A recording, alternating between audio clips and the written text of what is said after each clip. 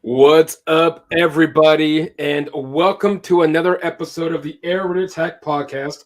I'm your host, Michael, and it's a little different scenario today. First off, it's 15 degrees here in Oklahoma City, and if you consider it the wind chill, it's actually -2. So, nonetheless, there's about roughly about what 7 to 9 inches of snow right in my front yard. So, nonetheless, a cold day in Oklahoma City in the state of Oklahoma, but nonetheless, it's a hot one here in the studio because it's going to be a good episode. Real talk, unscripted, unfiltered, 100% authentic is what you're going to get today. Jamie's out sick. She hopes to be back next week for her inaugural Air Attack co-host episode. So continue to keep her in your thoughts. But nonetheless, I got a huge honor of having Coach Tom George joining us today. He is the CEO of QB Impact. We'll talk more about that during the show. And of course, more importantly, 25 years of he spent his time in the United States Navy. And Coach, first of all, thank you for your service. Coming from a military family myself, I applaud you for your service and thank you so much for your sacrifice for this great country. Man, I appreciate it, Mike. First, I want to say, obviously, thanks for having me on the show, man. It's not a cliche for me when I say I'm humbled and honored for you to give me the opportunity to speak, and to be honest with you, for you to want my view on things, man. Like I said earlier, honestly, I don't deserve it, but I'm grateful and I appreciate it, and I'm grateful that you thank me for my service, and you coming from a military family, I also appreciate and I'm thankful, but that's not why I served, so although I'm grateful for it, it's never necessary. But again, thanks, brother. I appreciate it. My pleasure. And I know a lot of people, they always ask for some reason, I guess for proof, but here's my grandfather's, there it is. Yeah. Flag. Awesome. 22 years in the United States Air Force, Vietnam, and Korea. He spent some time. So, nonetheless, I appreciate it. And as always, I'm excited for you. I'm glad to have you on. I know Wong talked you up really good, Coach. And I'm like, dang it, dude, I got to get him on then. I don't know if Wong talking me up is a good thing or a bad thing, to be honest with you. But again, man, Wong's a great guy.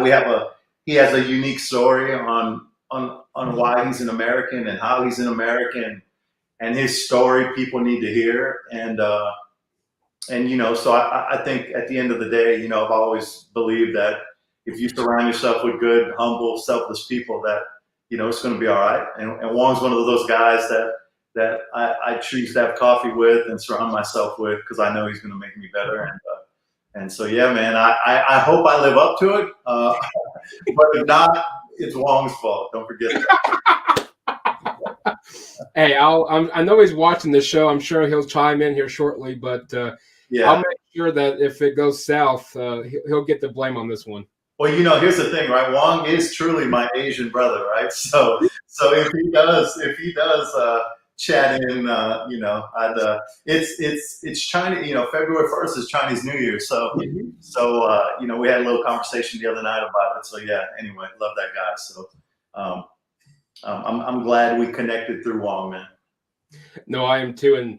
And first things first, Coach, tell the listeners a little about yourself. Who is Tom George, the man that we see, of course, on the field at QB Impact, which we'll talk more here throughout the show. And of course, we know that your military background, but who is Tom George for the listeners? Who is Tom George? I'm not sure I've ever officially had to answer that.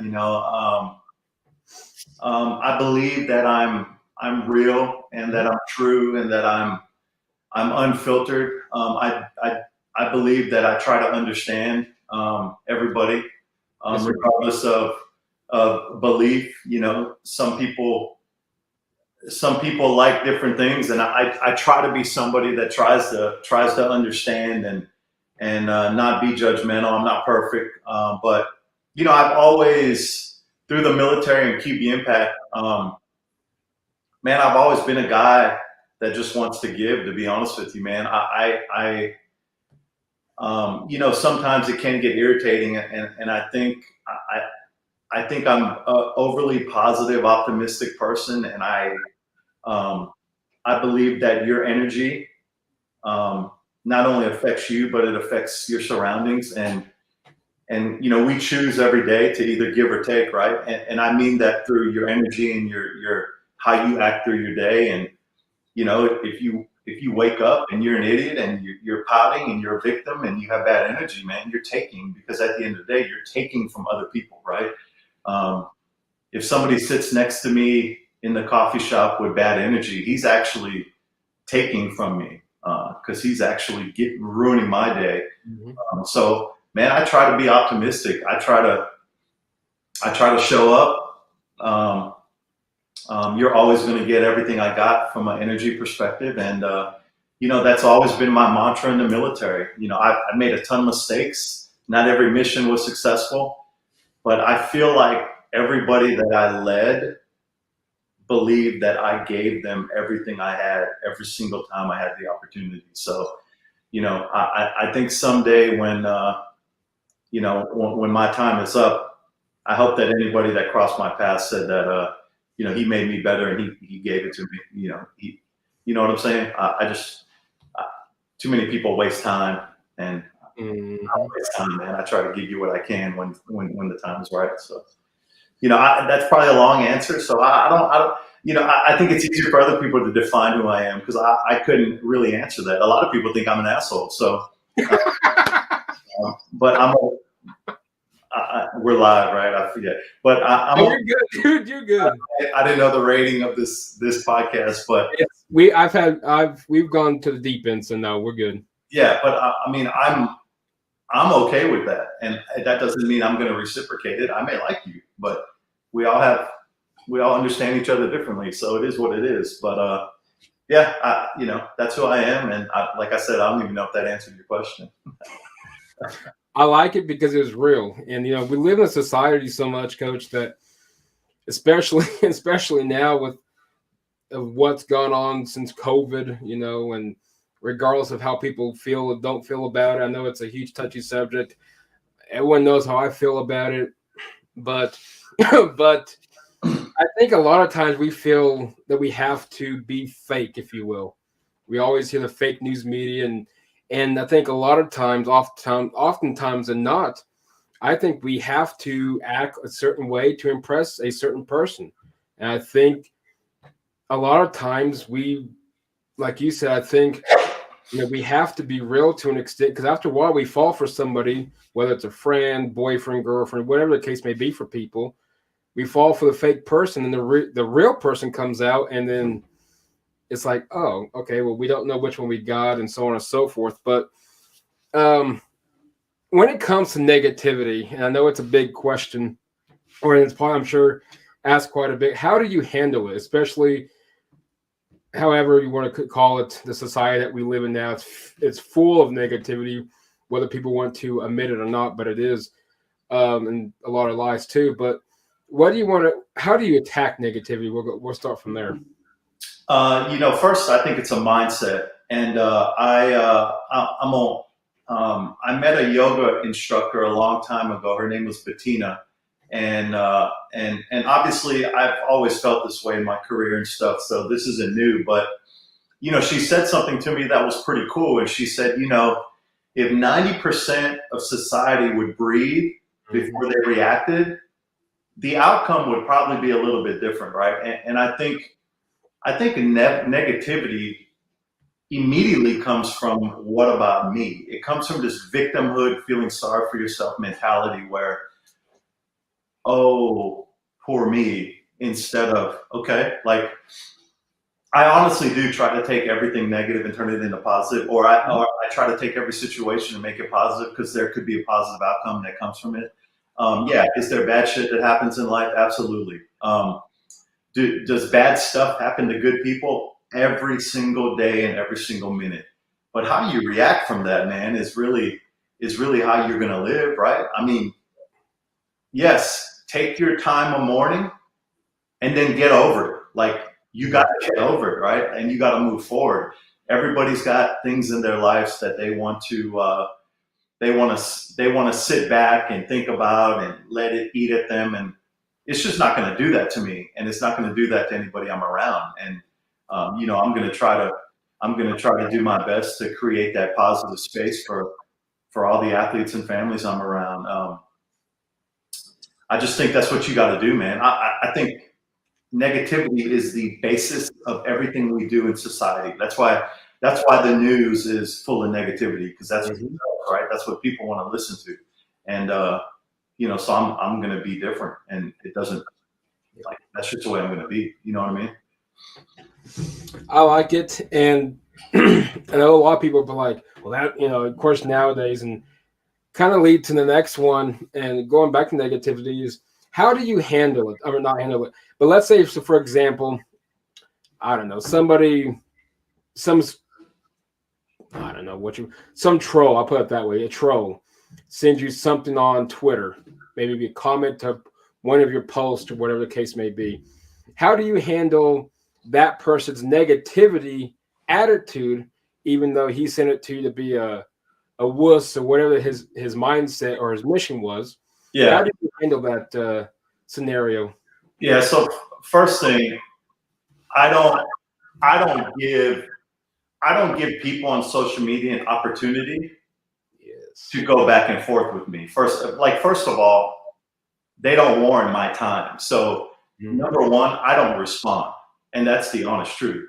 I may respond in a DM with a phone number and address and say, we can talk this out face to face, but I'm not going to be a social media back and forth guy with anybody.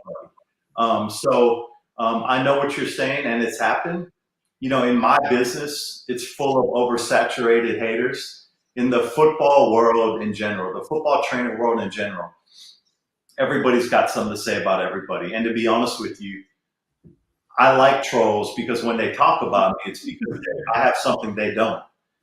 People don't talk about people that don't have anything. They talk about people that have something they don't have. So they want to talk about them because that's all they can do, right?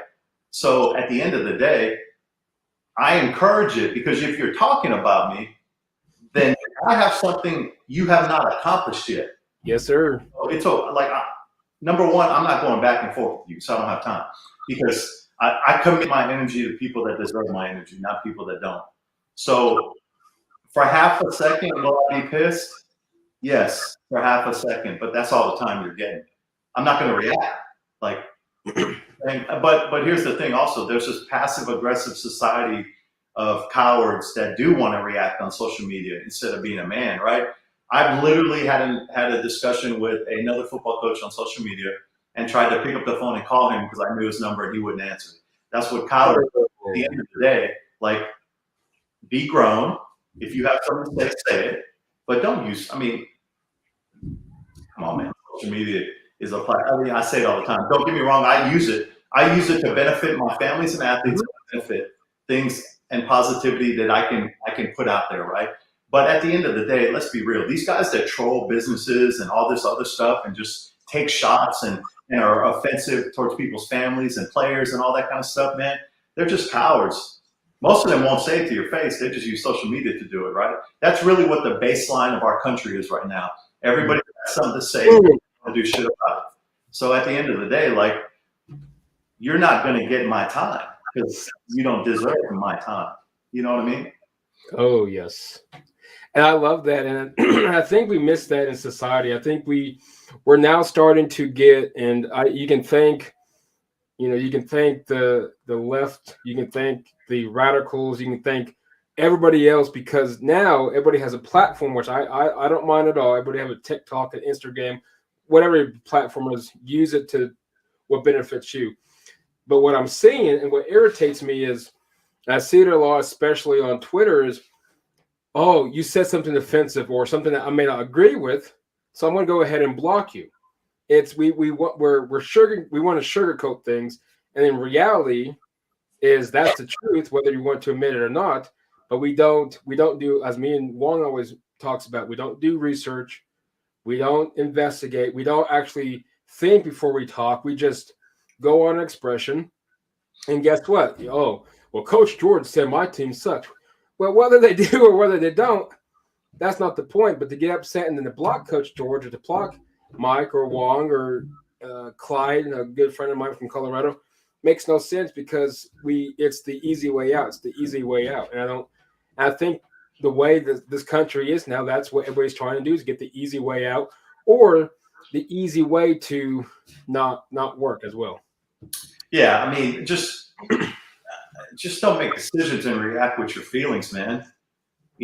Educate yourself, do some research, and granted, right, research is also right and left, right? Depending on where you research, your argument can go either left or right, and I don't necessarily mean politically. I just mean the argument can always go. You always have a fork in the road, right? The argument's always going to go left or right, but at the end of the day, if you go left and I go right, like we can be adults and understand each other, right? You don't have to agree, right? I think you're a Denver Broncos fan, right?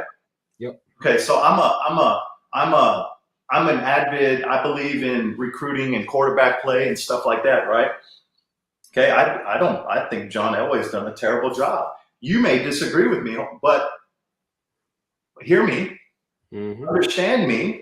You can then turn around and say, hey, man, I'll be honest with you. I got your version of it, but I disagree, but we're still good. The problem is everybody wants to bicker and fight and protest. And first of all, I serve so you can protest. So that's not what I'm saying. But there's times where when you protest something, you're harming something else. So you have to be careful people have to be careful how they protest, because sometimes two wrongs don't make a right. So by hating one group of people, sometimes you protest them and you actually cause more harm to this other group of people. It's just people don't think through it, right? That's what reactions do. People just react. They don't think, they just react. And then that's an immediate emotion that makes them feel good, right? I'm a victim. My feelings are hurt. Let me immediately react so I can feel good about myself. But you didn't do anything. Right? You didn't accomplish whatever the goal was, except reacting and making yourself feel good for a second. That does nothing for society or the world. It just does something for you immediately, right?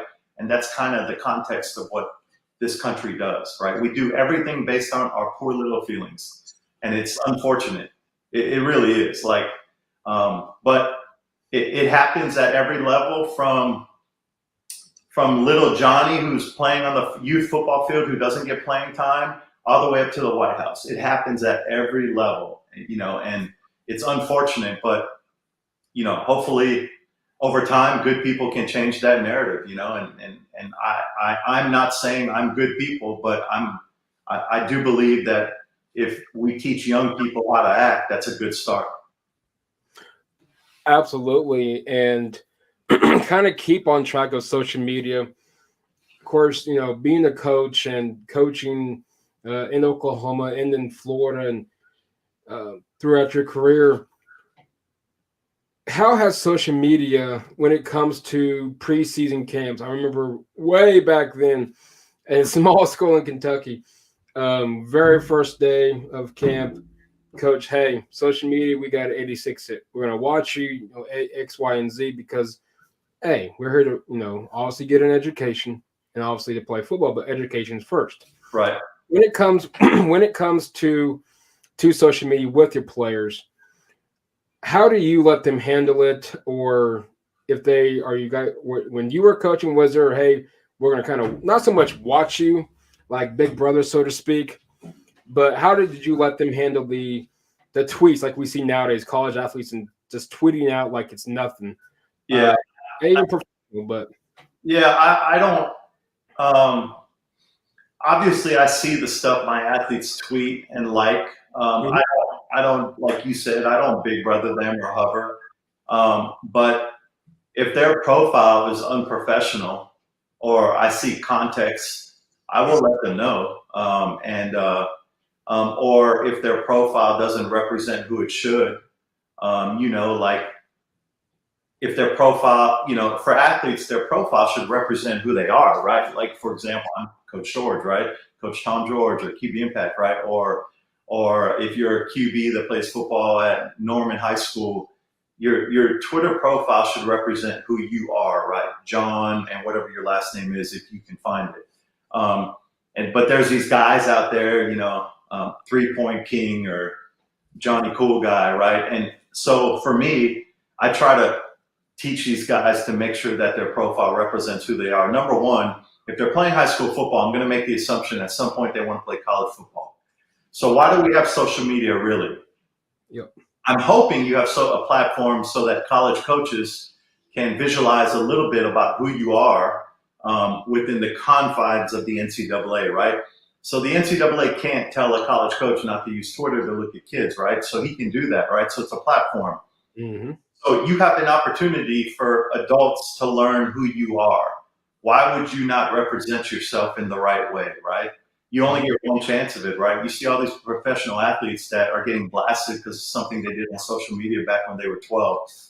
Number one, it's ridiculous that they're getting blasted for it, okay? But number two, I mean, social media is your resume to the world. If you blast it, it's going to get you, right? So a couple things. Number one, I don't big brother my athletes, but I do everything in my power to keep an eye on content. And to be honest with you, I try to teach them their values and things at training and when I get an opportunity to meet with them and their families so that I don't have to overlook them because I know they're doing what's right.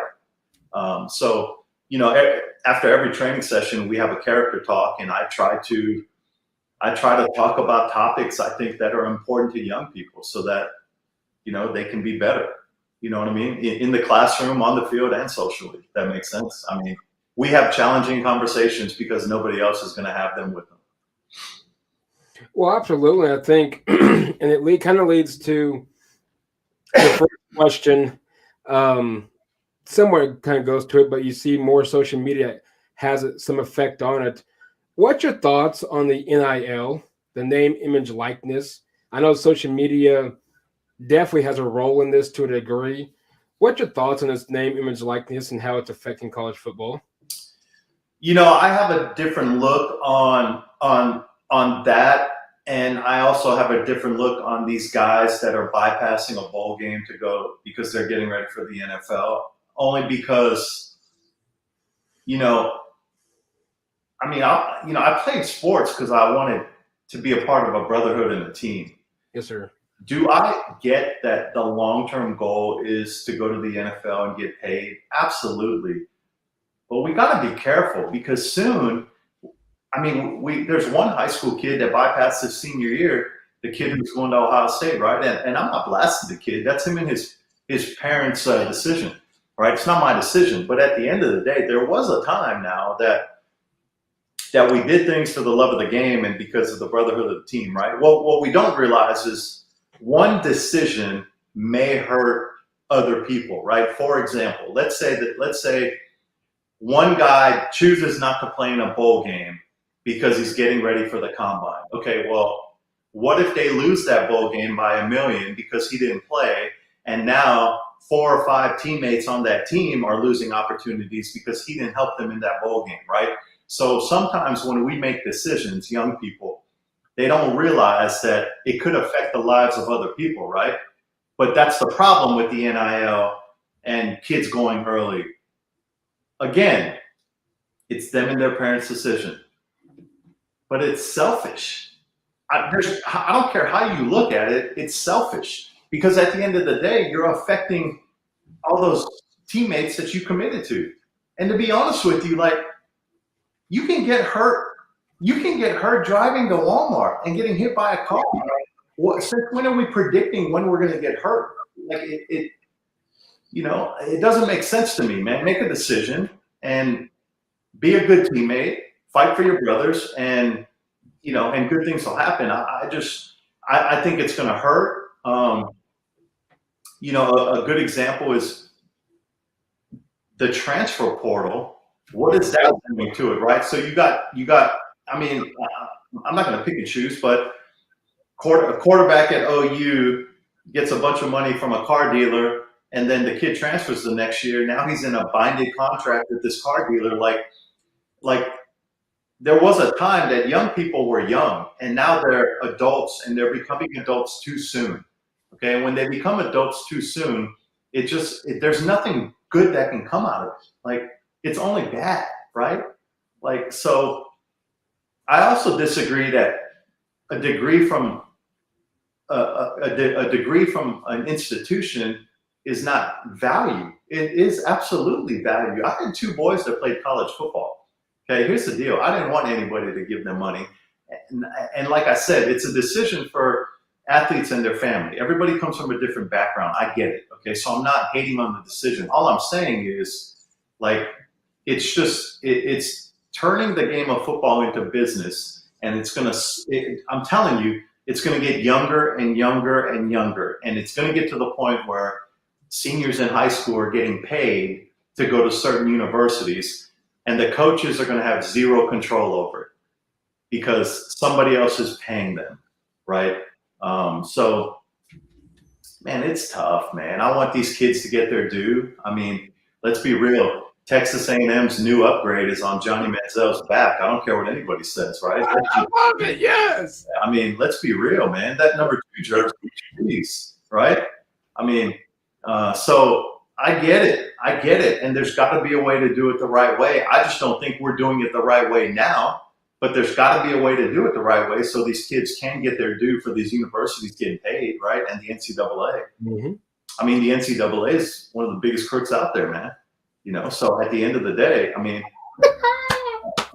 that's what I'm talking about. Yeah, so I think there needs to be a way for these kids to benefit from it. However, I think the way it's being done now is not the right way to do it. But I don't know the answer. So I don't want to ever hate on something if I don't have a solution for it. But I do think it needs to be done better and controlled better. You know what I mean? Oh, absolutely. And that was the NIL with the part one, and of course, the transfer portal. And I get, I missed it, like you said, the old days, it was if you transferred somewhere, you sat out you lost a year of eligibility. Right. So if you're a junior or a senior, well, obviously if you're a senior, you're not transferring anywhere. But if you're a junior, you're done for, unless you can get the 6-year eligibility from the NCAA. Some gets true, some don't, whatever case may be. But this transfer portal, to me, Coach, and I know a lot of people's probably going to get riffed and raft, and that's perfectly fine over what I'm about to say, but I don't think that the NIL is going to hurt it. To a degree, I think it will when it comes to recruiting, especially the group of 5 colleges. The transfer portal, in my opinion, is what's going to hurt college football because literally it's just a free-for-all. Well, I don't like it here. My feelings got hurt. So I'm going to go over to here. Well, my coach left, so I'm going to go follow him. No taking jabs at Caleb and Mario to Lincoln, but at USC. But the transfer portal is kind of like what this country is. We're taking exit routes to what fits best my needs. And, well, I don't like it here. Then, comments were made, so I'm not going to play for this coach. And I just think, that my personal opinion, the transfer portal is going to hurt college football in the long run than it actually is going to help it down there in the near future. Yeah, for sure. I mean, I agree, and I think we got to be careful, right? Because like anything, there are young people who transfer for the right reasons. I know that's a fact. I know kids that are transferring for the right reasons. So I agree with you. The transfer portal will hurt college football, and it will. Coaches lose a lot of control of their team, right? Because young people are so soft these days that they get their feelings hurt, and then mom and dad tell them to jump ship, right? Instead of fighting through it, right? Or they don't want to compete because oh my God, they got another recruit that's so good. Well, compete, right? There was a day when you went to college from high school, you developed, you learned, you kept your mouth closed, and you got an opportunity somewhere around your junior, maybe sophomore year, right? That's not how it is today, right? If kids don't play as a freshman, a lot of good guys will redshirt their freshman year, and then they want to play immediately, right? Mm-hmm. It's like that in high school too. There's kids out of 8th grade going as freshmen that want to play, and what they don't realize is either they're not good enough or it's not their turn to play. So they transfer. And I think, here's the deal, man. That's a societal adult parent problem. Okay. Because if you raise your child not to fight and compete and grind and to run every time it's easy to run, then they're going to do it on the football team. They're going to do it at their job. They're going to do it with their girlfriend. They're going to continue to run because that's what they do, man. But that's society today. Our feelings are hurt. We're going to vote for the other guy, or we're going to go the other way, right? Our feelings got hurt here, so go the other way. Well, why don't you understand why your feelings got hurt, or maybe you need to toughen up a little bit. Stop being so damn soft. Like, so at the end of the day, that's college football and the NFL have become a societal thing, and as young people get older, that's what happens, right? I'm hoping that there's a turn at some point, and that we get back to being tough and doing things right and working for it and not being entitled, and not playing the victim card, and not, instead of applying for a job, running to the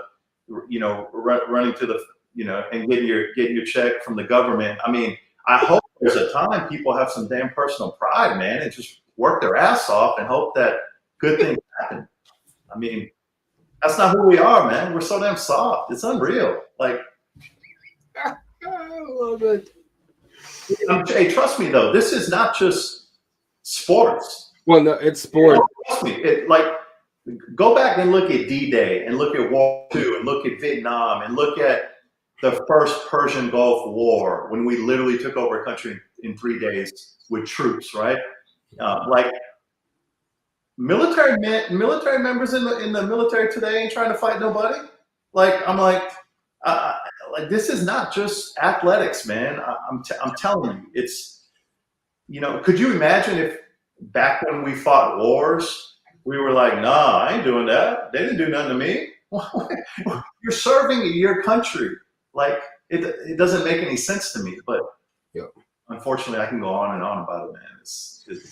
Don't get me started, brother. Like, well, I was gonna say we have a long show ahead of us. I don't know what your time restraints are, so you cut me off when you're ready. But that drives me crazy, man. Speaking of being soft and coaching, well, first let's continue to go with stuff. These kind of switching gears, folks. I'm going to kind of jump back and forth here. When it comes to soft, and since the 2020 COVID election, whatever you want to call it, what is your personal bandana, or not bandana? What's your personal outlook on this administration? That's what we consider in the White House. To me, it's been soft. It's been lackadaisical, to put it lightly. But yeah. I haven't seen any accomplishments. I know on Twitter, on TikTok, when I scroll through his videos, people are applauding him with his first year accomplishments. I personally haven't seen any, besides my checks dwindling ever so smaller. But yeah. What's your thoughts on this new administration that took office about a year and a half ago? Yeah, it's it's tough. I mean, personally, I'm a conservative guy, right? That's where I lean towards. However, I've always voted with my mind and not party. When I was in the military, I raised my right hand and I said an oath, and the oath was to defend the orders of the President of the United States and the officers appointed over me, right? It didn't say if I agreed with him, right? It said I would defend the Constitution and the President, right? So, I've always voted the way I voted, but I've always believed that that when we elect a president, we should also support him in his role. However, I have no idea what our administration currently, what their objective is. Don't get me wrong. Do I think that Trump did himself justice by opening his mouth? No, I think he lost the election because um, there were times he opened his mouth and wanted to argue on Twitter. And like I just told you, when you asked about trolls, if they don't deserve my time and effort, they're not going to get it. You know what I mean? So why he reacted the way he did, I don't know. But I don't understand the current administration. I think they're hurting our country, and I think um, the problem with politics, right, is the problem with our country. And I'm gonna give you an example, right? If you voted Democrat, then what you're gonna do, if you're a troll, is you're gonna find everything you can on social media or the news that says they're good and the right is bad, and then you're gonna blast it, right? And then you're never gonna say you're wrong because you're always gonna want your guy to be right because you voted that way, right? Yeah. Instead of understanding and being open-minded and saying, hey, it's possible I voted wrong and this guy's not who we thought he was, right? And that's the problem with politics, and that's the problem with 90% of the problem in this country. Nobody wants to say, hey, I understand you. You might be right, and maybe I'm wrong. Because now that I'm doing my research, I understand since I didn't vote with my emotions. So so at the end of the day, no, I think it's crystal clear that he has failed. But I'm not. I don't have time to argue with people about it because if they don't see it, then they're honestly blinded by it, which is okay because they have to live with themselves about it. Like it's a decision they made. But at the end of the day, man, I'm like, if you think we've started on a good foot, then you're a hermit that lives in a cave. Because no, like you can't be a sound-minded human being and think that he's doing a good job. So yeah, I don't. Yeah, yeah, he's failing horribly. So it doesn't matter if it's left or right though. If he was a Republican, It doesn't. No, exactly. huh? Exactly. Yeah, it doesn't matter if he's a left or a right because at the end of the day, his administration is absolutely failing. At the end of the day, Right. And that's my point, right? Stop looking at it as being a liberal, conservative, or leftist, or right. Don't look at it that way. Just people need to just answer the question based on the information they have.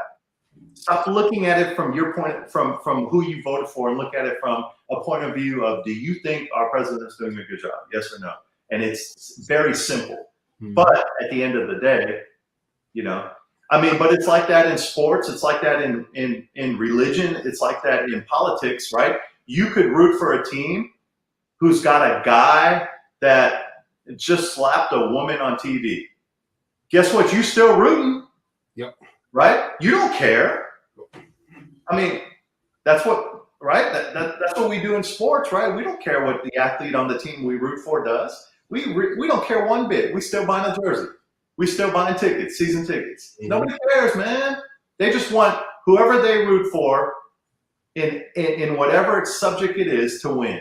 And they want to be right. I told y'all, best team. Oh yeah, he did that. That's cool, but we're still the best team. People don't care, man. Unfortunately, it's all about winning, but in the bad and doing it the wrong way. That's when it comes down to it. And yeah. And here's the thing. I know young people make terrible decisions. Trust me, I'm not judging anybody. I made a lot of bad decisions in my life, but if you're the head coach, you might want to hold them accountable. Like you probably should hold them accountable, right? And if you hold them accountable and then you're still winning games, then I applaud you because you're doing it the right way, right? Yeah, right. But if he's playing the next week and you're still winning games, then you're not doing it the right way. And I don't care who you are. You know what I'm saying?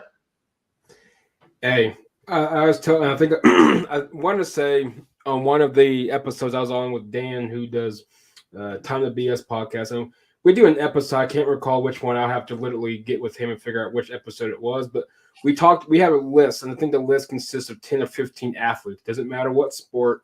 That was consists of some type of domestic violence or anything to that nature. And sadly enough, half of those are still playing currently in that respective major league sport. Yeah, and now here's the deal. I'm gonna say it again. We do have a judicial system. We have law and order, right? We have. I understand when people make mistakes, even if they're harsh, heinous mistakes, and they do their time, right? Like, like I do believe that people should have a second chance, and they make horrendous mistakes, right? Okay, so that's not what I'm saying. I'm not saying a player makes a mistake, throw him in the garbage, and he's gone with. That's not what I'm saying. Okay, I'm saying hold him accountable, let him do his time, see if he learned from it, and then give him another opportunity. Okay, but at least hold him accountable. Jeez, you know what I mean? I mean, we got dudes on like literally videos of them doing stuff, playing the next weekend. I'm like, it don't even make sense to me. Hold them accountable, man. Because what happens is it's a cascading effect because a little kid in high school sees that and sees that he wasn't held accountable and is like, well, maybe I can do that, right? Or because that's what happens, right? Young people see what athletes do, good or bad, and that's who they want to be, and that's how it translates, right? So athletes don't realize that their actions affect thousands of young people. And I don't know if you listened to my YouTube for my my closing statement at my camp last year, but I tell my high school and college and youth athletes that I train that professional athletes are not their hero. No, like first responders, military members, your parents, those are your heroes. If you got to pay to get a ticket to go see your hero, he ain't your hero. Okay, now I didn't say you shouldn't idolize them, but they're not your heroes, man. Stop. There's people giving everything. They're losing time from their family. They're working their butt off, making barely minimum wage, and they're serving. Those are the people, and nobody knows their name because that's what true service is, right? Nobody applauds them. Those are your heroes, man. That's what I tell my athletes, man. You know what I'm saying? So at the end of the day, I mean, I'm not a guy that's like swooned by professional athletes. I'm like, so Well, like my dad always said, growing up, we would, watch mainly football. I was not, and still really not a huge basketball kind of person, but um, absolutely, absolutely, Lane Cooper. Lane says young athletes listen to what Coach George is saying, and I absolutely believe, and I totally agree with that. I think, and Coach George knocked it out of the park. These professional athletes are to do their job. They're not to be. I mean, if you want to root for them, that's perfectly fine. But at the end of the day, they're not your heroes because let's be honest, they're gonna 100% of them aren't going to know your name, and nor will they ever meet you. And I want to be clear too, right? Because I'm not first of all, those guys that we're talking about that are making mistakes, I don't know the numbers, so I'm not going to be fake. It may be percent, right? Yeah. So are there guys in professional sports that give to charities and that like yes, that's not what I'm saying. Okay, there's amazing human beings that play professional sports that give millions to charities and that give back to young people. Okay, and I applaud them. Okay, so I want to make sure we don't get it slipping based on what I'm saying is the 1% that does the things they shouldn't do need to be held accountable. And then if they get a second chance, they get a second chance. But let's hold everybody accountable. You know what I mean? well, absolutely. I think it goes back to how we start out the show off. It's soft, our feelings being heard, and someone texts me who can't comment for some reason on Twitter. This dude's the real deal. Excellent show. But appreciate for the Yeah, whoever that comment was from, man. I do not deserve that, but I appreciate it. I appreciate that. Of course, coaching. What kind of continued somewhat still in coaching until the from Wong. One of the questions from Wong early this week is, do you have any aspirations of coaching when it comes to the NFL? Woo, Wong, my man, hit me good, huh? I mean, it's funny. I literally just got off the phone this afternoon with a good friend of mine who coaches. His name's John Van Dam. He coaches for the Tampa Bay Bucks, Mm-hmm. and of course, he won a Super Bowl last year. And they lost early this year, or they lost to the Rams this year. And I just had a conversation with him today, and I think I would be intrigued at taking a shot. I don't ever want to coach college football, but I would be intrigued about coaching in the NFL. I think the NFL is full of recirculated guys that struggle with leadership. I think the NFL does not do a good job at creating avenues for new blood. When you listen to some of these head coaches on YouTube or whatever, on social media or whatever, sometimes I ask myself, I'm like, grown men, like, follow this. Like, I just think there's a lack of leadership, and what we forget is just because you're a coach doesn't mean you can lead, right? Okay, so whatever platform they had to become a coach, I get it, but it doesn't mean you can lead. And I think some of these teams just need leadership, and they've got players, and most good head coaches that are good leaders will surround themselves with quality X's and O's guys so that the team is successful. But dude, some of these guys leading in the NFL, I'm like, I wouldn't let them talk to my youth football team. I honestly don't understand it. There's so much quality young blood out there that we keep reciprocating guys in the NFL in this good old boy network. And it's actually frustrating to me. And I'll be honest with you, man. I know it's a touchy topic, but I actually think the NFL does not do a good job with hiring minority coaches, man. I'll be honest with you. I'm not. There's a time and a place, but they don't. No, they reciprocate old white guys, man. I'm like, bro, Leftwich, the enemy at Kansas City. Like, I know Flores is suing the NFL. Those dudes coach their ass off. Like, Leftwich should be the Jacksonville Jaguars coach right now, and I'm not saying that. I'm saying that because it's a no-brainer hire. Mm-hmm. And I'm like, what's the deal? So, I'll probably hurt some feelings by saying that, but geez, like, there's so much talent out there. Stop reciprocating old guys, man. Well, I like that you brought that up, because that is a big issue. And of course, we're seeing Brian Flores, who's suing. He's mentioned some teams out there that, Denver being one. Of course, now, as we talked about earlier in the show, seems like we got two grown men going back and forth now, or at least in the former general manager, John Elway, kind of now he feels the need to go out there and start bashing, or not really bashing, but put his 2 cents out there. It's like, let's just have this thing behind closed doors. But yeah, but here's the thing, right? The NFL has a rule that says, and first of all, I am not a lawyer. I'm not an NFL agent, so I don't know the exact wording. Okay, but I'm pretty sure the Rooney Rule talks about you have to at least interview a certain amount of minority positions, right? Correct. Okay, so my thing is, what it's got a rule that has to tell people. It's got a rule that has to tell owners to, like, to me, I see that as a problem. I think that should be a standard. like this rule should be a humanity standard, right? Mm-hmm.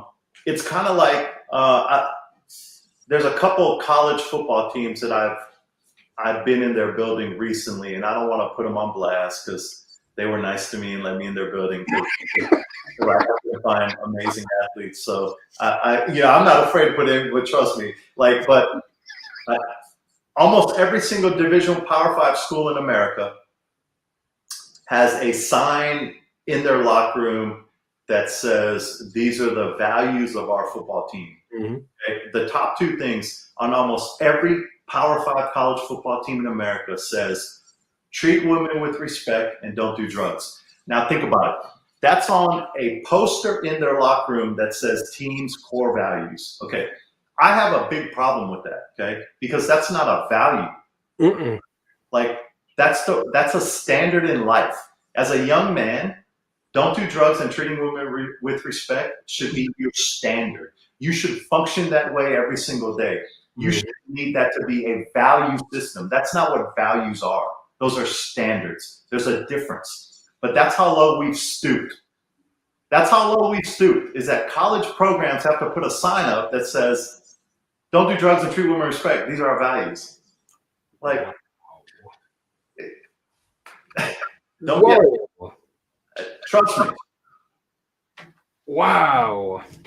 I'll text you the pictures of the colleges that I got to sign. Okay, that'd be good.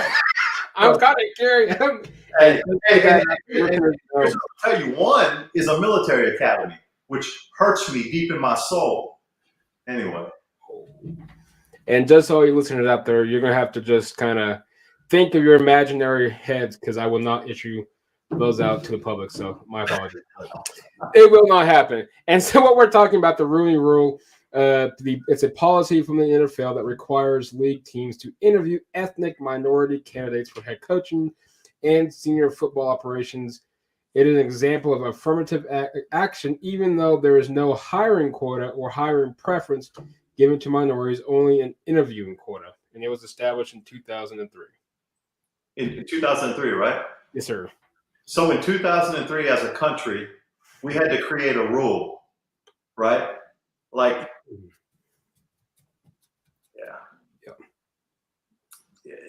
again, why can't it just be a standard, right? Why can't the standard be, let's find the best possible person for this position. Oh, and by the way, let's make sure we don't interview 5 old white guys. Mm-hmm. Like, I don't like, what? I'm sorry, man. That should be a standard. I respect the rule because it makes people feel good, but that's all it does. Because that's why Brian Flores is suing the NFL. Because they have a rule that makes people feel good. Yep. And I 100% back him up on this, because and people are like, well, you're saying it because he's black. No, because I believe Brian Flores can succeed and will succeed in the NFL, just like Bellingham up in Kansas City, just like other coaches as well. He can coach. But unfortunately, and those guys can coach, brother. And this isn't a black and white thing for me either. This is a quality coach thing for me. Exactly. Right. But at the end of the day, again, like whatever your standard for hiring the head coach is, write those standards down, right? And if you have 10 pros, then whoever you interview, fulfill those pros, right? Like, I mean, come on. To me, it's simple. To me, it's honestly simple, but I don't understand why we make it difficult. So anyway.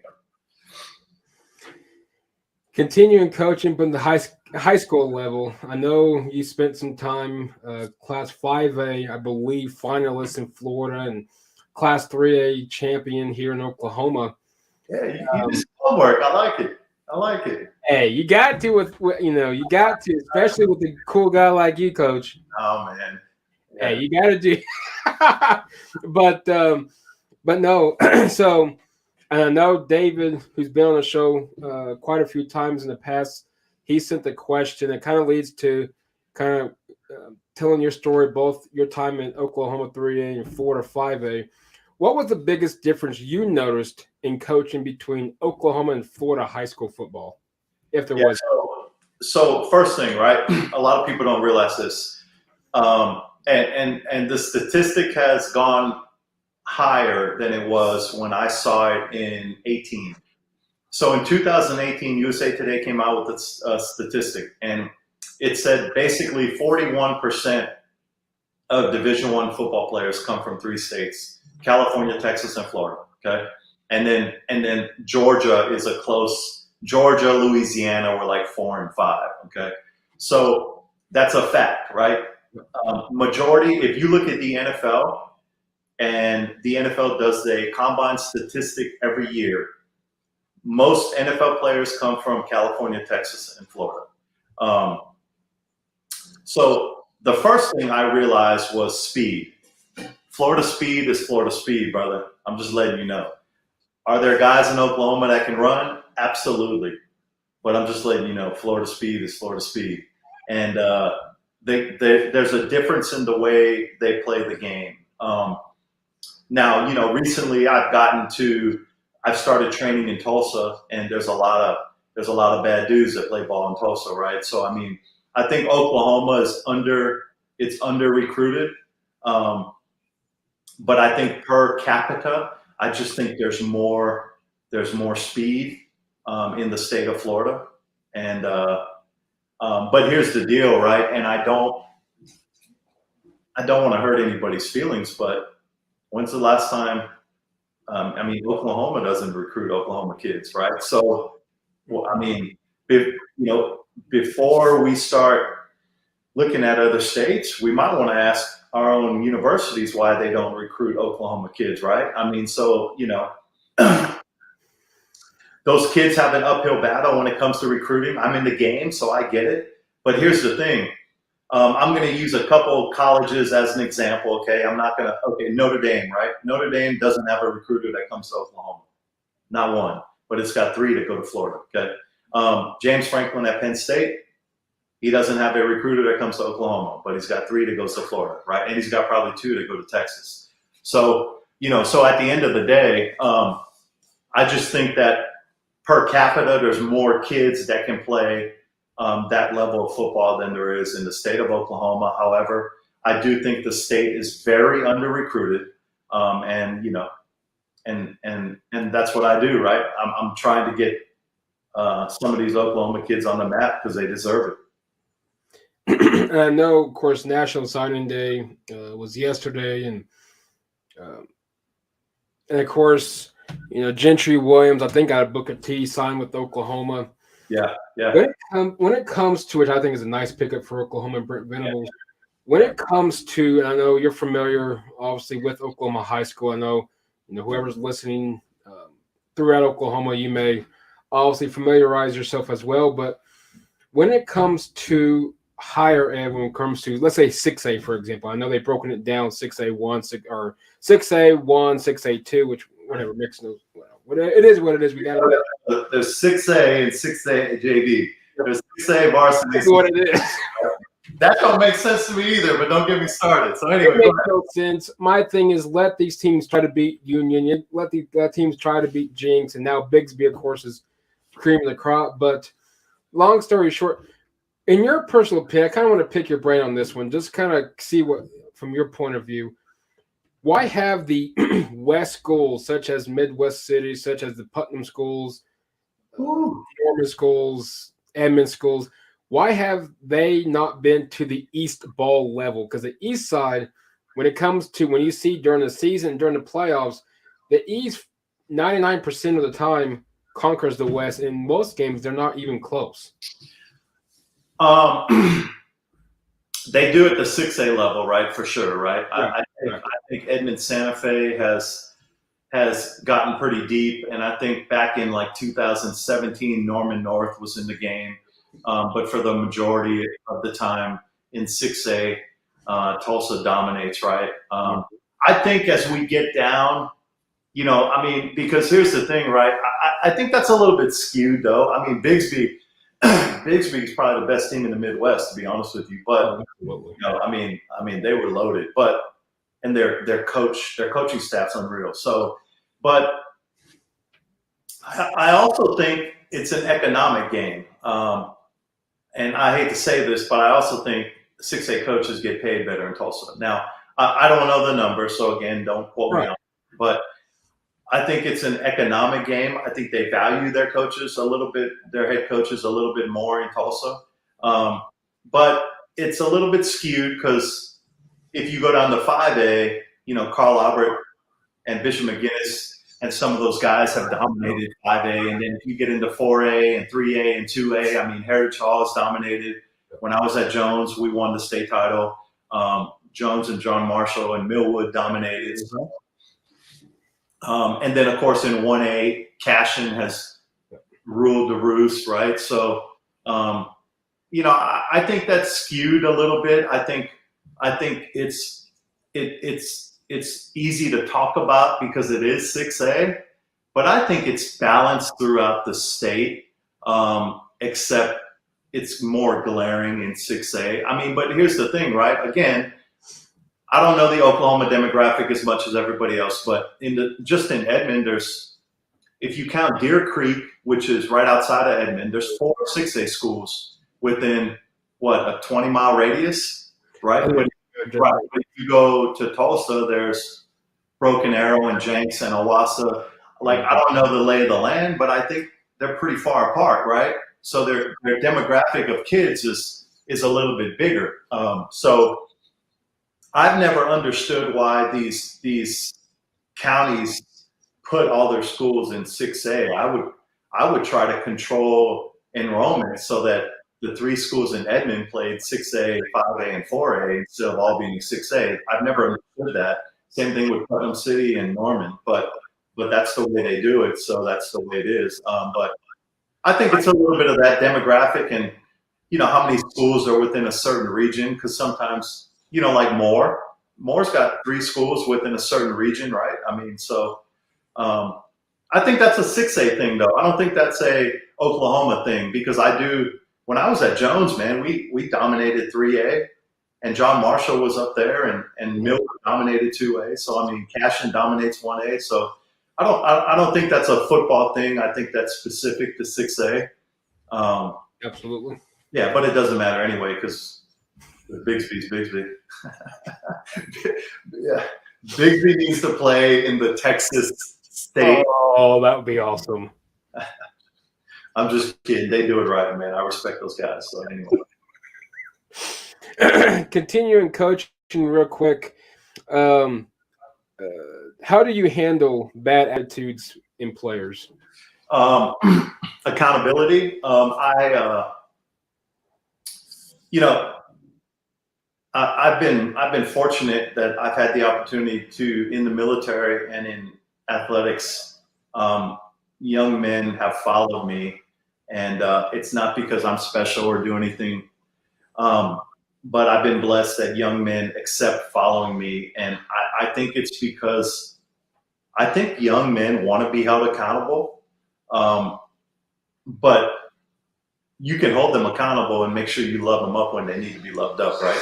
The thing about it is athletes can see through bullshit, right? So if you're a coach that's fake, and if you're a coach that's lazy, and if you're a coach that won't stand up for his own football team, when you're a coach that doesn't show up but wants your kids to play hard, man, they see right through that, right? The thing about it is young people respect who they believe in, right? So if they believe in you and they trust you, they're going to play hard for you. And when you have to hold them accountable and discipline them, they're going to accept it and do better, okay? Because they believe in you, right?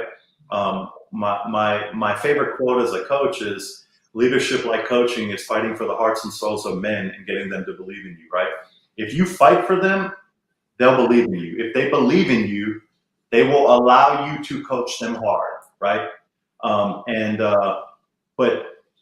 But you gotta at least you at least gotta be a coach that at least does your part, man. Like you gotta work as hard as them. They gotta see you do something for them, right? You can't just be a guy that yells every day and doesn't love them up and do anything. You know what I mean? They gotta believe in you. They gotta have a reason to believe in you.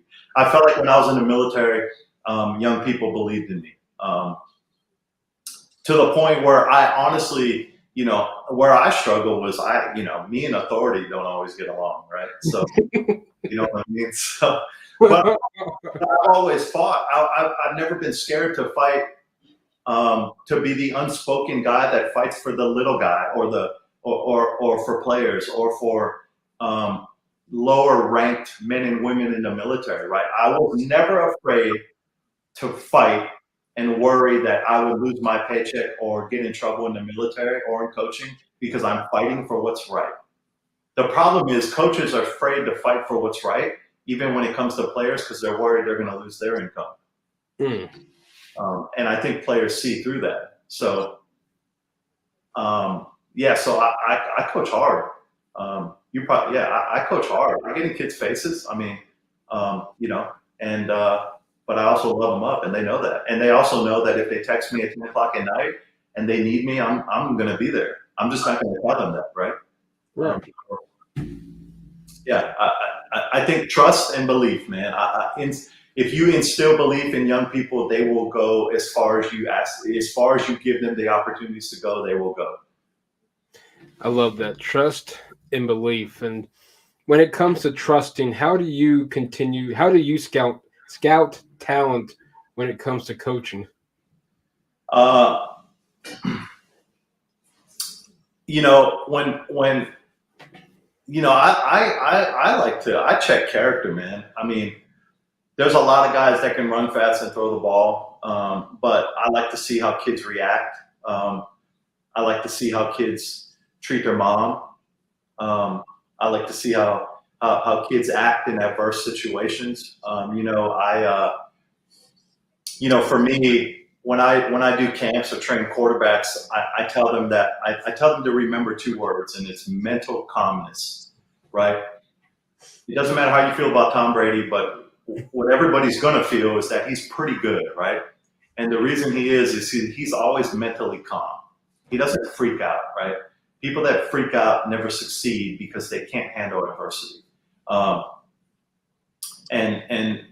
People that are front runners and are always succeeding when things are perfect,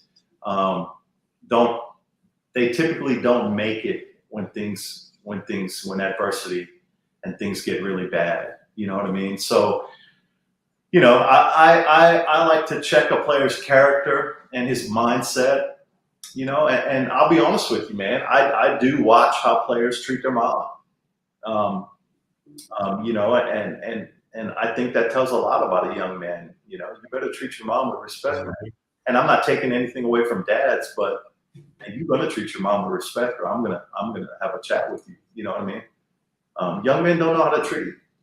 Mm-mm. Disrespectful, man. Kids are so disrespectful. The way they talk to young ladies, and it doesn't make sense. And I have those hard conversations with my guys, and because nobody else is, to be honest with you. Teachers don't have those conversations with kids. I mean, some do, but hard conversations, a lot of coaches and people are afraid to have because they're afraid they're going to offend somebody, and I'm not.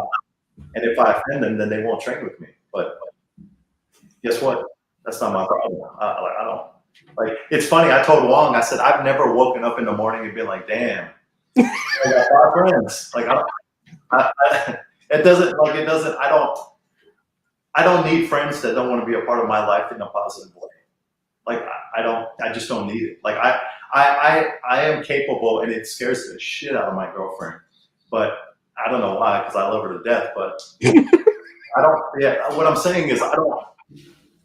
What I've learned in my military career and in coaching is compartmentalization, and I turn off noise with a quickness, and I'm good with it. Like, I will turn you off with a quickness, and it won't look bad. Yep. Because it's not worth it, man. Nobody's gonna. If I'm having a good day, you ain't gonna ruin that shit. You know what I mean? Oh no. No, and I think that's a crucial part for a lot of people's failures. And I'm not going to sit here and say, well, every person has a certain job. If you're doing this certain job, you're a failure, and that's 100% not even true. A few months back, I want to say back in November, might have been October, but anyway, I had Stephanie Joplin, well-known podcaster and all kinds of things that she does on the women's side, come on the podcast, and one of them was she has a here's my standards, here's my expectations, what I'm looking for. Here's my expectations. If you can't meet these expectations, then bamboos. I don't want you. And even though in that topic she was referring to dating, but at the same time she was talking about as a friend. Here's in friendships, and I told her, well, it's the same with me. I don't want to surround myself, and my boss, she'll always ask me is, you hang around not so much older people like old like 50s and 60s, but All right. um, I'll be 34 next month, or yeah, next month. So, Young buck.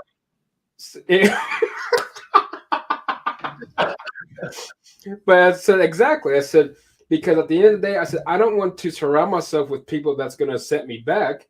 I want to move forward, and if I can surround myself with good people, successful people, and even people that just motivate you. Wong does an excellent job. I know we mentioned that prior to the show. Wong does an excellent job, just encouraging and so on and so forth.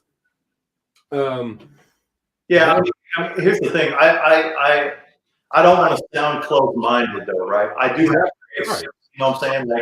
Like I'm not looking for this perfectly molded friend, right? I do have grace, and I have a ton of friends that I disagree with when it comes to politics and Oh yeah. religion and football teams. But you know what? We're good because we understand each other, right? I like this person or this team because of this. He likes this person or this team because of this. But at the end of the day, we're both good human beings. Yeah. We both treat people right. And you know what? And to me, that's what I mean. That's what's important, man. I mean, treating people right and living selflessly. Um, it's a very simple concept to me. I don't know why society makes it hard. Um, it's we live in this noisy me, Mm-hmm. what about me thing, and I don't know when we got there, man. I mean, there was a time that like serving another human being was made like should make you more excited than accomplishing it yourself. And I don't know when we lost that, but I'm hoping that if that can be instilled in young people, that we got a chance. I mean, just live with some humility and selflessness. You know what I'm saying?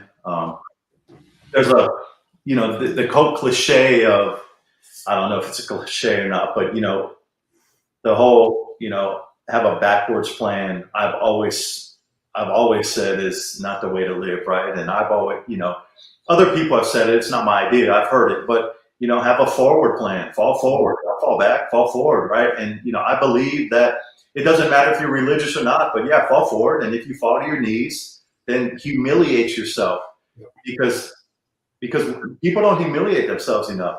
That doesn't mean you're weak.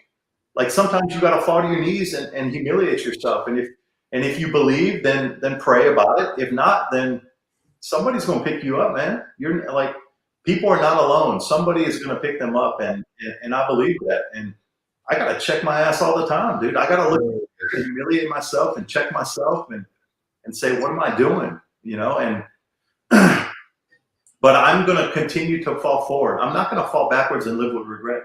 I'm going to fall. I'm going to fall forward. I'm going to learn, get better, and keep moving, man. That's all you got to do. You got to keep moving, man. You can't get. You know what I'm saying? Hey, I love that. And regardless of what anybody wants to do out there in life, if you want to be successful or at least move forward, you can't look in the past. I think if you continue to look in the past, it's just gonna not so much haunt you, but you're gonna repeat it and you're gonna go fall right back to square one, and then you just won't ever get over that hump to be where you want to be. And but no, I absolutely agree, and I like that. Yeah, and I appreciate that, man. That's the way I try to live, my man. Hey, I love that. And speaking of coaching and scouting and trust and belief, and of course players and so on and so forth, you are the CEO, the founder, the man of all mans of QB Impact. And of course, many of you listeners out there, uh, it's a phenomenal. I look forward to. I'll be there in Arlington, and definitely I know you got some local ones I'm going to hit up as well. Kind of tell the listeners out there what is QB Impact. Of course, everybody that's June 26th or the 28th will be in Arlington, Texas at AT&T Stadium. For all you athletes, that's registration, all that I'll make sure is in description of the podcast. But what is QB Impact, and how did you come about it?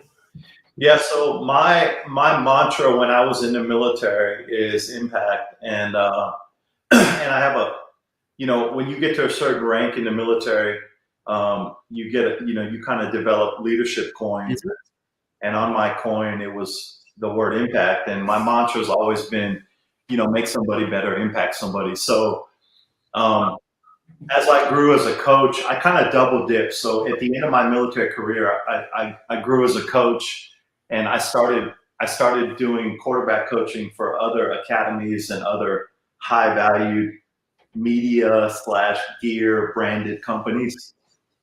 And I'll be honest with you. In my eyes, I didn't feel like they were doing enough. I thought that everything they did was surrounded.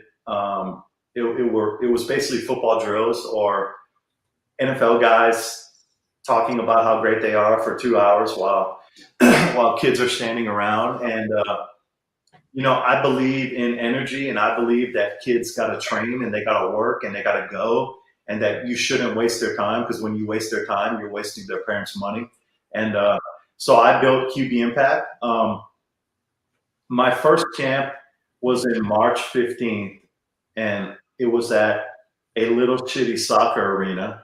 I'm not kidding. It was like a warehouse soccer arena in OKC. It had 18 kids in it. And my MVP was like a 10-year-old. His name was Austin Levy. And I'm not kidding. That was my first camp in 2015. And today, QB Impact is the only camp in the nation that does a 3-day camp at AT&T Stadium. The entire camp is in AT&T Stadium. The only thing you don't do there is sleep there. Last year we had 36 coaches, anywhere from college coaches to nationwide trainers to ex-NFL players that I bring in, and I surround kids with men and women who are going to lead them and help them be better. And at the end of the day, I am not. If you're looking for a camp that puts media brands on their flyers and is going to lie to your kid about being a Division I football player and is going to talk like, that's not what I do, man. Like, that's not what we do. It's a work camp. It's where you come and get better. Now, will we help you get to college? Will we help you get to the NFL? Absolutely. But I want to see you work, and I want to see you work hard, and you're going to get noticed, and those guys at camp will notice you and help you. But you're not going to come to camp for media reasons so that you can get ranked on some fictitious website that doesn't even know how they're ranking people. Yep. That's not what the camp's about. So June 26th through 28th, it's a Sunday, Monday, Tuesday at AT&T Stadium. We do that summer camp every year at AT&T Stadium. I have a great partnership with the Dallas Cowboys, and I look forward to it. I call it my Super Bowl camps. But QB Impact's also a platform. We train athletes in every position. I'm here locally in OKC. We train during the week, every weekend. Right now, Saturdays I'm in Tulsa. Sundays I'm in Oklahoma City. And then I have a satellite coaches and offices in Arkansas, Texas, Hawaii, and Louisiana. So yeah, so there's a coach in those regions that are also QB Impact, Texas and Arkansas and Hawaii and Louisiana, that are coaching also. So, at the end of the day, my vision is to use my platform to not only make these young people better football players, but I want them to get better grades in school. I want them to treat their parents right. Mm-hmm. I want them to treat adults right. I want them to learn how to say yes, sir, no, sir. I want them to learn how to say please and thank you. And I want them to learn how to shake their college coach's hand firmly. And unfortunately, I think that's what's needed in society. But make no mistake about it, you're going to be a better football player. But we're going to take those other avenues while we get you there, if that makes sense. Oh, and by the way, the parents are going to get better too. So, you know, and I promise that. Oh, that's awesome. Yeah. No, I look for. I know last year I think Wong. I think he invited me, but I can't remember why. There was something that had been going on last year. Maybe I don't remember what it was. But Yeah. this year, I'm definitely. I'm Yeah. looking forward to it, Coach. No, absolutely, man. And like I said, you're always welcome at any event I do, and Wong is always welcome. Wong, the first time he came to my event, we were doing a field session at Harrow High School on the turf, Mm-hmm. and I never met him in person. It was through social media, and he walked up, and I was probably 80 yards away, and I screamed, "My Asian brother!" and and all my athletes was like, "What are you talking?" I love it. Yeah, so I'm a mess, man. I got a lot of energy, man, but it's all for good reasons. So yeah, you're always welcome, my man. Hey, I'll definitely hit you up and let you know which ones I'll be at, and so I won't catch you completely off guard. Of course, before we go into what I call the storm check Q&As for the evening, let's get a little more real when it comes to COVID. I try to ask everyone that comes on the show, not so much here lately, just because a lot of people try to bypass the COVID year. Looking back to COVID, at least in 2020, will kind of lead to the conversation. But when it comes to COVID, just strictly as from January 1 or whenever this thing shut down or started, so to speak, to when it actually ended. But anyway, so in 2020, what was 2020 like for you just personally? And what did you learn from that year that we were all isolated and everything else that came with it? Yeah, it was. I mean, it was tough. I think it was tough for families and parents and small businesses. And you know, I'm retired military. That's self-employed, so I don't think I got hit the way small businesses did, and it was upsetting to me. You know that we took people who saved up or fought their whole lives to save enough money to open a small business or whatever the case may be, and we shut them down. And you know, I have my beliefs. I mean, when I was in the military, um, you know, we were put into some environments that weren't pleasing as far as you know, as far as things that were out there. But it was a tough year. I'm not going to say it was tougher than anybody else's because I know that people, you know, lost family members and we went through some crazy things in the world that year. Um, but you know, I managed to stay positive and continue to safely train young people. You know, we at one point we were training 6 kids at a time outside in open environments, and we were trying to do what the requirements mandated us to do, and I thought we did it safely. You know, I think young people needed it. I just hate that. I, I hate that we become a society that has basically created another form of discrimination, right? And it's this form of mask versus no mask and shot versus no shot, and you know, honestly, it's sad to me. It's sad to me because, like I said, we've allowed weak-minded people to use it as a form of discrimination, and I think what COVID has taught the world is that if you haven't lived a healthy lifestyle, you should probably start. And I'm not. I personally go to the gym every day, but I do it for me. Um, and I don't expect everybody to do that, but I do expect everybody to do their best to live a happy lifestyle. You can walk in your neighborhood, and you know, and if you go for a walk a couple times a day, you're trying. You can not eat a Big Mac every day, uh, but like there's ways you can try without making excuses that you don't have the resources to. So I wish people would just learn to live a healthy lifestyle. I believe in the immune system. Yep. I'm not asking anybody else to believe in it, but I believe in it. Um, and I believe that I'm going to live healthy, and I have sympathy, and I'm very sympathetic and to those people that have lost family members. So I'm not that guy, but without being rude, if you're out of shape and and you got the shot and you wear a mask, oh, you don't get to look at me and discriminate me. You know, all of a sudden you decided to put on a mask. So the fact that you haven't gone to the gym in 48 years makes you better than me. Like, that shit ain't gonna happen, brother. I promise you that. Like, I mean, my thing is, I'm not going to judge you, but you definitely ain't going to discriminate me. You know what I mean? Because apparently people believe that if you wear a mask, you get to talk to anybody the way you want, or if you got the shot, and that ain't going to happen. So, I just, my beliefs are my beliefs. My family's beliefs are their beliefs. I don't discriminate on what other people believe. I respect them for it. I think that's what everybody should do, is respect them for their beliefs. But I don't like the fact that we are made to do something.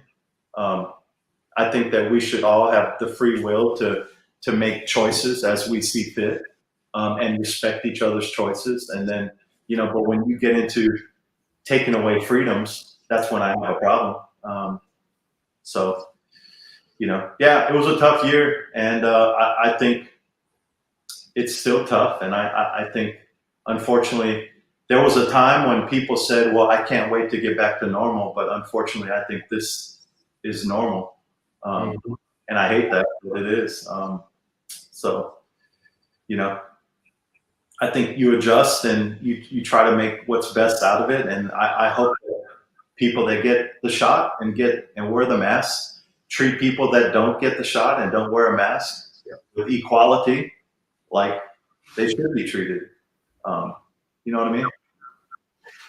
Absolutely, and I'm glad you brought that up because it's not even, and people make it a touchy subject. Oh, you're talking about mask and anti-vaxxers, which isn't even a word, but anti-vaxxers, and then you get people that vaxxed. As I've told Wong many times during lunch, or even not so much him, because look, we always bring him up. Well, my parents, or I don't care who you are. If you want to get vaxxed, get vaxxed. To me personally, I don't care. If that's your choice, then go for it.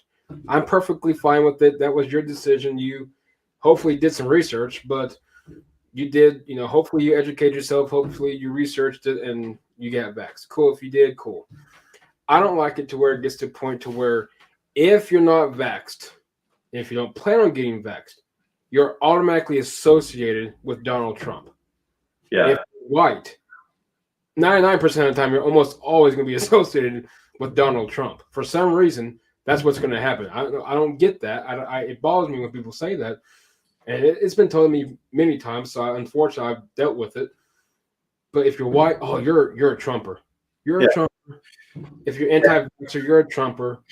If you don't wear your mask, you're a Trumper. Well, no, it's my choice. If I don't want to wear a mask, I don't want to wear a mask. And if you sit there and tell me this virus is real and so on and so forth, guess what? I'll trust my immune system. I'll hope, I'm healthy enough to fight it off, and we'll go from there. But we're associating with people now automatically that, oh, now you have to have a mask to go eat. Well, I don't,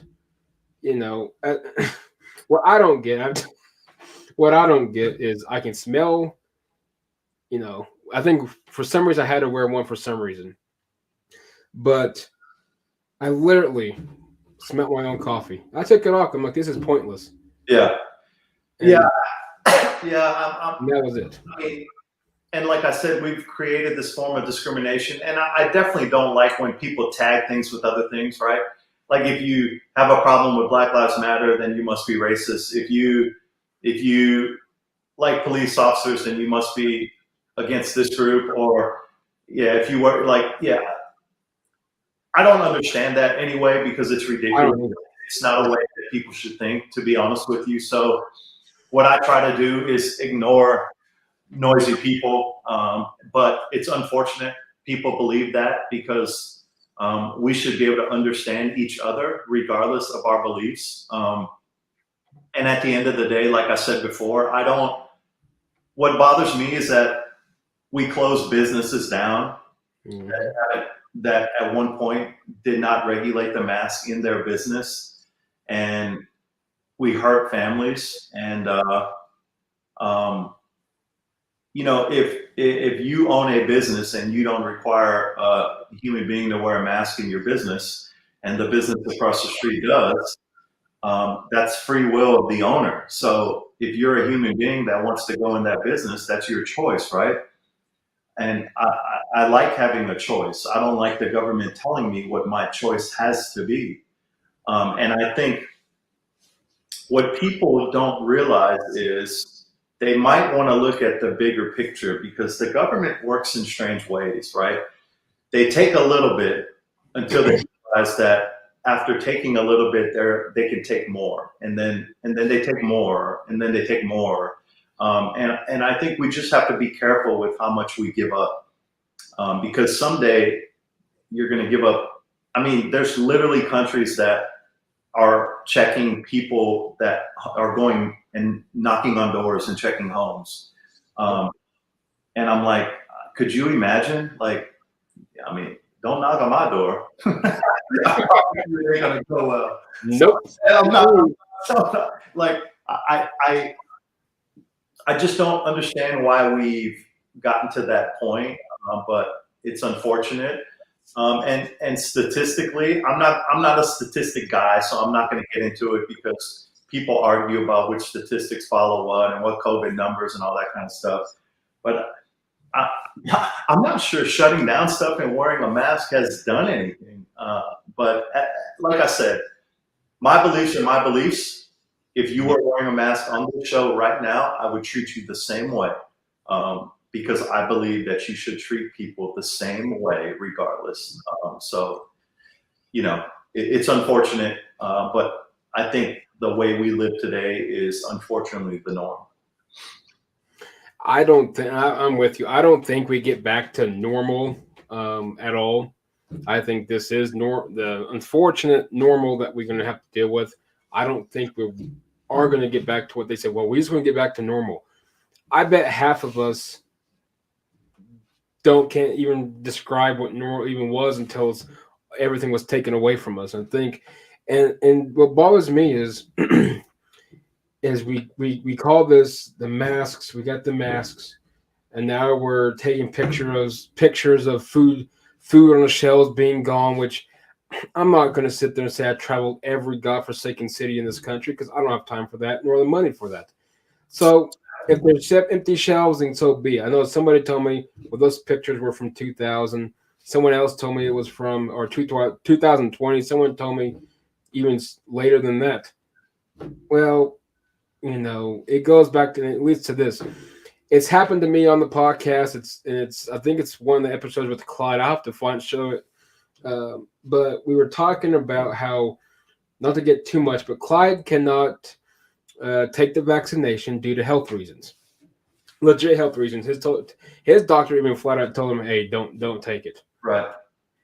So we're talking about it. Long story short, I believe it was on Zoom, but it might have been on this thing, on StreamYard. Either way, it automatically, I get booted. Now the thing's still rolling, but I got booted, and then I kid you not, the next day, someone knocks on the door. And my wife answers it and says, "Hello." And he I guess showed his badge, but OG&E. Well, OG&E, I got a brand new telephone pole out here, so I know it's not going to break. It's not leaning. It's not damaged. He says, "Well, we got to come check it out." She's like, "Okay." Well, she immediately texts me, "Hey, they're here to check the pole." My first response was, "Why?" Mm-hmm. It's brand new. It's 3 or 4 years old. It's brand new. He comes out the next day, does the same thing. People can say you're paranoid. I find it coincidence. When it comes to censorship, what, and I know a lot of people probably don't know this, because unfortunately the fake news media isn't going to at all talk about it, but Trump had his rallies out in Arizona and down in Texas over the last week and a half or so. why can't? Well, first off, what is this just the beginning? I should say, in your personal opinion, what's your thoughts on censorship as a whole? And if people start educate themselves and realizing and do some research, this isn't socialist, this is communist, but at its best, but we're sugarcoating or we're editing, if you will, uh, real truth than what's out there. What's your thoughts on censorship and the fact that we're seeing a lot of these shows and people and so on and so forth being pulled for speaking the truth, regardless if it's over or not? Yeah, I mean, I mean, yeah, I mean, here's the problem is all these media outlets and these social media platforms are driven by some agenda. So censorship to me is tied to whatever agenda that person or group is trying to censor, right? So, it's kind of like Twitter, right? If you push the envelope on Twitter with COVID and politics, all of a sudden your Twitter account gets canceled and you have to build a new one and redo your followers and all that kind of stuff. So, it's unfortunate, but there's a mainstream of social media network guys that control that censorship, and I'm not fully educated on it, so I don't know my level of being able to comment on it. I know people lose content on Facebook and Twitter anytime they attack, it appears, the left or has an issue with COVID. So um, it is not socialism. It is communism. I mean, if you look back, propaganda started with television, and propaganda on TV and in the newspaper goes back to World War One and World War Two. I mean, this is not new. This is a different platform. So instead of using a newspaper, the propaganda machine is social media, because the media is still using its platform for propaganda. So at the end of the day, I think what it comes down to is what will never change is you controlling what you can control. So what will never change for me is I control what I see, hear, and do. Mm-hmm. I make sense of what I see, hear, and do. Am I always right? Probably not. Do I fail at times? Probably. But at the end of the day, I still control my conditions. And I tell my athletes this. I don't blame the media, although I disagree. I don't blame propaganda. I don't blame social media. I control everything I do every single minute of every day. So if I do it the right way, I'm good with it. And unfortunately, you can't control everything. So instead of trying to control that, I try to worry about Tom and my family and those around me. Mm-hmm. And I don't like it, and I hope there's a way out. Um, and I just think we have to elect the right people in office to make that change. But man, I tell you what, that machine is big. It's bigger than we think. I mean, you're talking about, because all these media platforms, they own each other. Like Disney owns ESPN, and they all own each other. So it's not like it's a bunch of people. It's a couple people that own a lot of stuff. You know what I'm saying? So yeah. At the end of the day, man, I can control what I can control, and that's what I try to do. If that makes sense. I like it, and I like, real quick. We're starting to see more and more non-politicians run for office. Maybe not so much the White House, maybe not so much Yeah, Congress, but yeah, we're seeing it locally. We're seeing it within the state. Obviously, Kevin Stitt, our governor here in Oklahoma, non-politician. He's a businessman. He ran, and obviously won. And doing, in my opinion, doing a great job. I know. Again, is he perfect? No. Has he done something I probably disagree with? Maybe so. But again, we're a lot better than we were previously. But you look at, and granted, that's anyway. So, of course, we all know Donald Trump, a non politician, again, won presidency, again, again, done a phenomenal job. Do I agree with everything he did? No, he could have calmed down on the Twitter. He could have calmed down on some other things, but hey, it is what it is.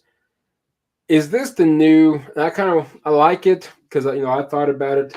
I was a little too late. I didn't watch my dates very well, but potentially the next go around here locally in Midwest City, running for city council, at least starting from there. Are we going to start seeing more and more of non-political, non-politician career people run for offices? Because I think it's starting to see. I think a lot of people are tired with career politicians. Yeah, I thought you were going to hit me with a long question, which I get hit with from him probably weekly, and some other constituents. But um, yeah, absolutely. Let's start with February 8th. I need, if you give me a sec. February 8th, Oklahoma City elects a new mayor, hopefully. But I endorse Carol Hefner for mayor of Oklahoma City. That opportunity um, is on February 8th, and I would say that's where it starts. Is Oklahoma City needs to take back the city.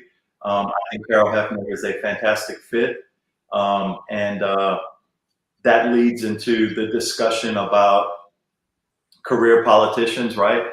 I try to tie things together. I think career politicians that continue to get um, reciprocated are like NFL coaches that continue to get reciprocated, right? If you sucked at something once, you're probably going to suck at it twice, right? So if you were a terrible mayor, you're probably going to be a terrible governor or senator, right? So, um, at the end of the day, regardless of how you feel about the the election and the vote count, we can only hope and pray that it's counted properly. So it starts with voting, right? Is educating yourself the right way. And when I say educating yourself, what I'm trying to say is don't vote with your feelings, but vote with your mind, and make sure that you take the emotions out of the election, right? So make sure you educate yourself on policy and change, and separate emotions and feelings from who you vote for. Mm-hmm. I do think that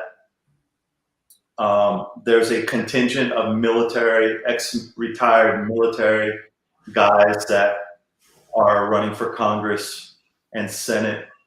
Um, I do think Oklahoma has a lot of good people involved in politics in it, and I think they do a good job, and I'm excited to see how things move further.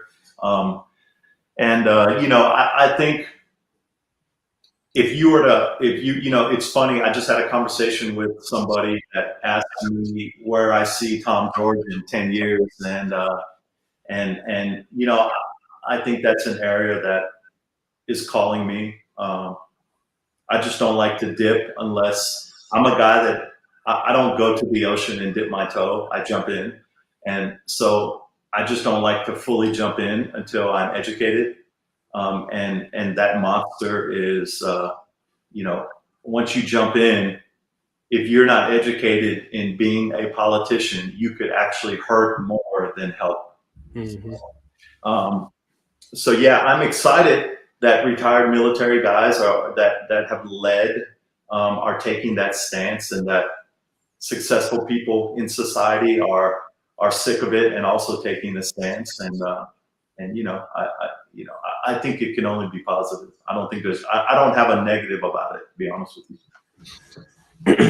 I like it. Of course, as I mentioned, I didn't do a very good job with my watching my dates and when you can your final time to get your name in the ballot. But trust me, I know it's a rant. It's coming up soon, and I just think I like seeing non-political career people run. Again, obviously you got to research and do your education because I hate for this to fall in your face. Or if you get elected, you walked into a chainsaw right from the get go. Um, But no, I'm actually looking forward to. I obviously can't vote for the mayor, but I do know just because of where I'm at city wise. But I do hope Carol wins. I think she'll be a great fit for Oklahoma City, and will do a phenomenal job moving the city forward. Yeah, I do too for sure. And it wasn't hard for her to get my endorsement. And if my if I had a big enough platform to help her get elected, I would. But I think she's doing a fantastic job. You know, she's a mom, she's a grandmother, she's a daughter. She's somebody who loves the city, and she's strong. She's not going to get pushed over. And yeah, I'm excited. I hope February 8th there's change in Oklahoma City, and I think that's where we start, and we build from there. You know, I've always believed that um, those that are crazy enough that think they can change the world are the ones that can. And I think I think there's a day that my calling is to take a shot, and if that's Congress or Senate. But um, I think that that's a platform I would like to take a shot at improving.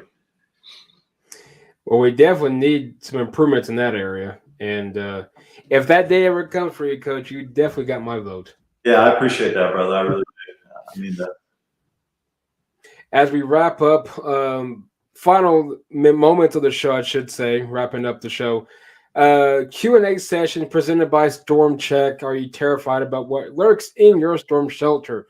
Of course, when the tornado sounds, are you ready to be prepared to be in your night, all night in your shelter, I should say?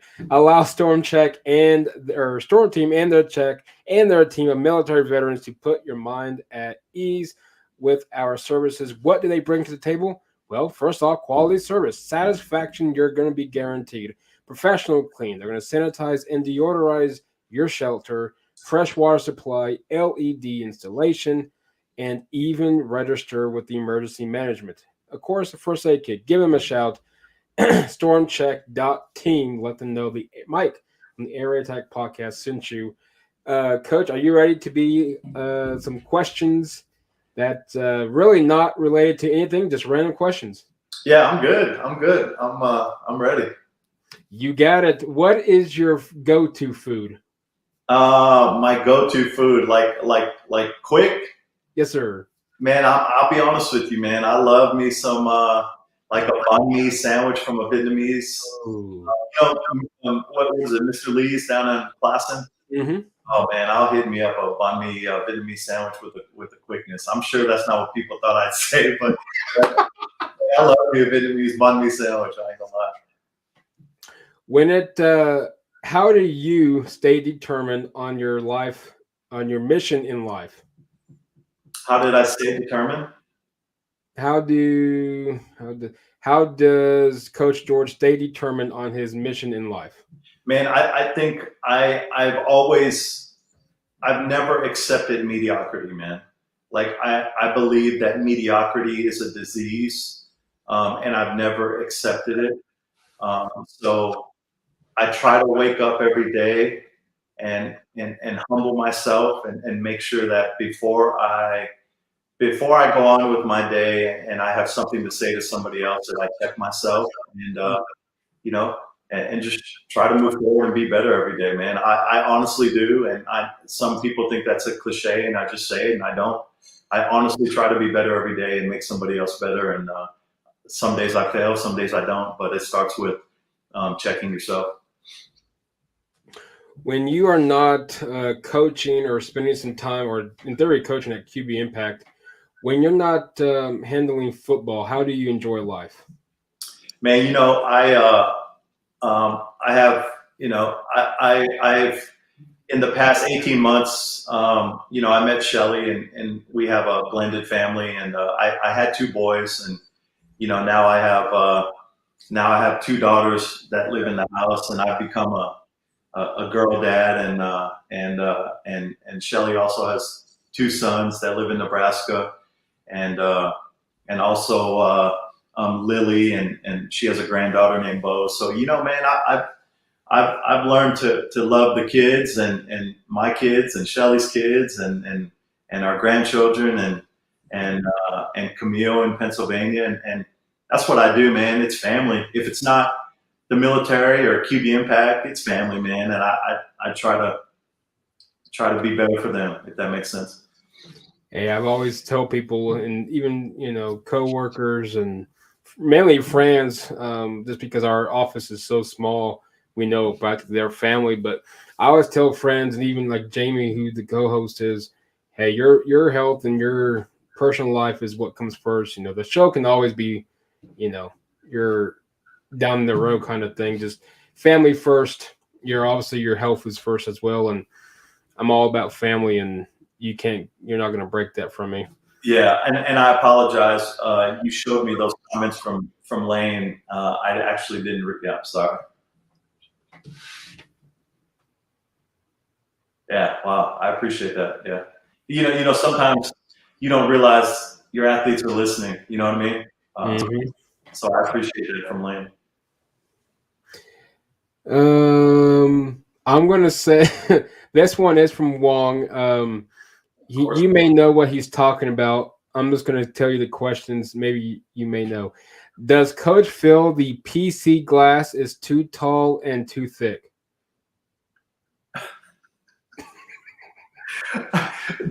The PC glass? Yep, is too tall and too thick. I'm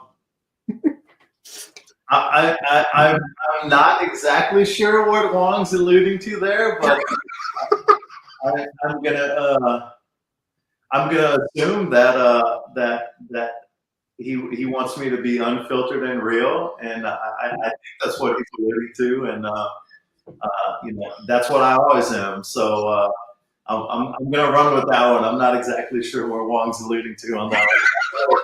So, he got me too. So. Well, I was gonna save that one for last. I believe that was. Yeah, I was gonna say that one for last. I'm like, I don't know what he's referring to, and I really don't know how to start this conversation. If there's even a way to start the conversation, except for, did you happen to have your glass break or something? Maybe. No, it's all good though. It's all good.